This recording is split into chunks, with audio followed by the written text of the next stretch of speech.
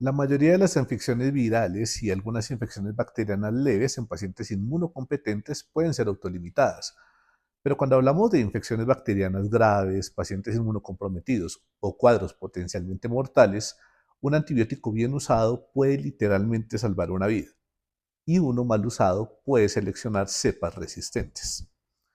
Hoy vamos a entender por qué algunos antibióticos funcionan mejor si los damos más seguidos, otros si los damos a dosis altas y otros van a requerir un equilibrio muy fino entre tiempo y concentración.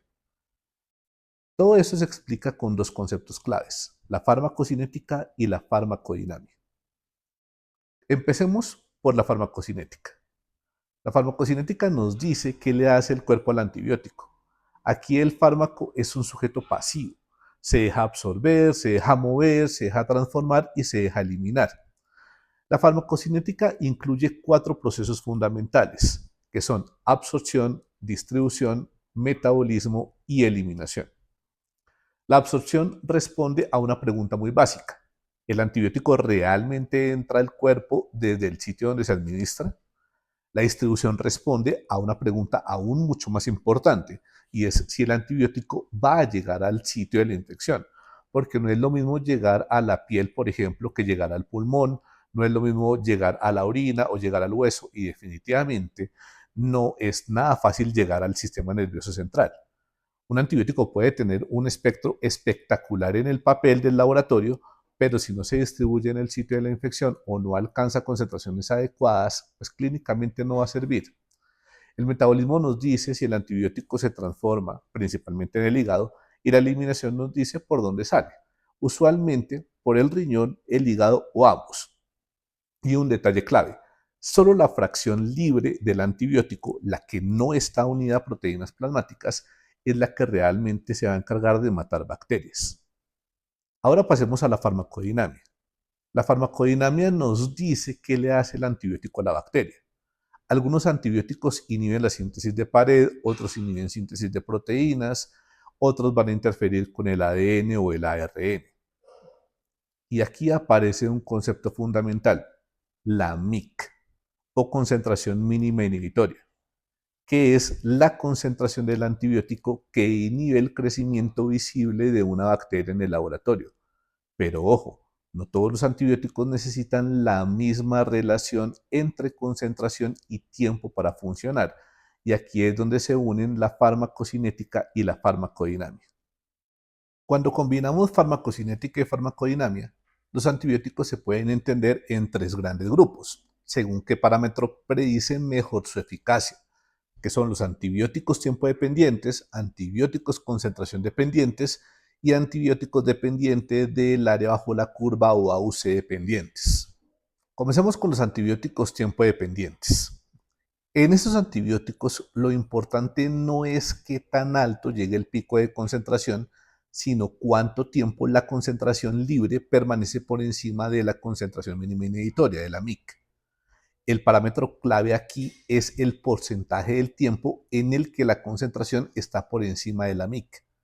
El ejemplo clásico de este grupo son el grupo de los betalactámicos, penicilinas, cefalosporinas y carbapenémicos, pensando, por ejemplo, en una amigdalitis estreptocócica tratada con amoxicilina.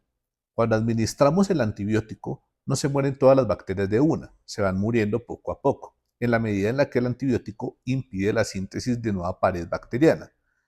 Mientras yo logre mantener concentraciones adecuadas del antibiótico en el tejido amigdalino durante suficiente tiempo, las bacterias se van debilitando progresivamente hasta morir.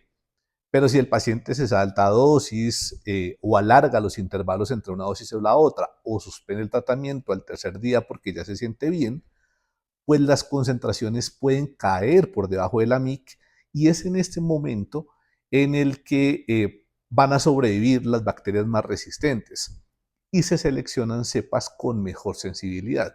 Por eso, en este grupo de antibióticos, el cumplimiento, los intervalos correctos y la duración del tratamiento son absolutamente críticos.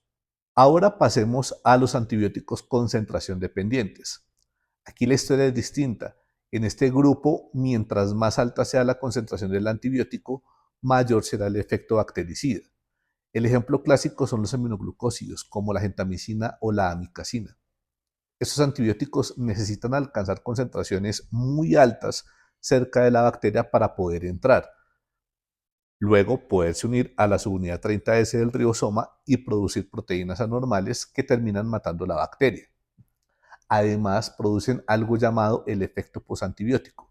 Eso significa que incluso cuando el antibiótico ya no está presente en sangre, el daño bacteriano continúa. Por eso podemos administrar gentamicina en dosis única diaria, a pesar de que su vida media sea relativamente corta. En este grupo, el parámetro clave es la relación entre la concentración máxima y la MIC. Aquí no importa tanto mantener niveles sostenidos, importa lograr un buen pico. Finalmente, hablamos de los antibióticos dependientes del área bajo la curva o AUC dependientes. Este grupo es una combinación elegante de los dos anteriores.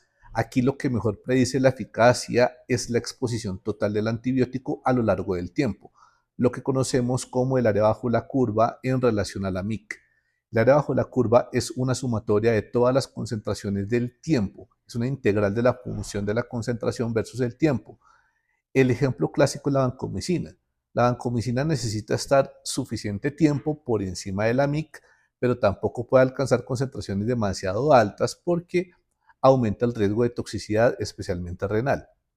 Por eso en muchos pacientes, especialmente críticos, neonatos o con función renal inestable, requerimos monitorización farmacoterapéutica para asegurarnos de que estamos en el rango correcto. Entonces, cada vez que eliges y dosificas un antibiótico, hazte siempre estas tres preguntas. ¿El antibiótico llega al sitio de la infección? Eso es farmacocinética. ¿Cómo actúa sobre la bacteria? Eso es farmacodinamia. ¿Y cuál es el parámetro de farmacocinética y farmacodinamia que manda en ese antibiótico? Porque el antibiótico más no siempre es mejor, menos tampoco. Y muchas veces lo que realmente importa es el intervalo correcto.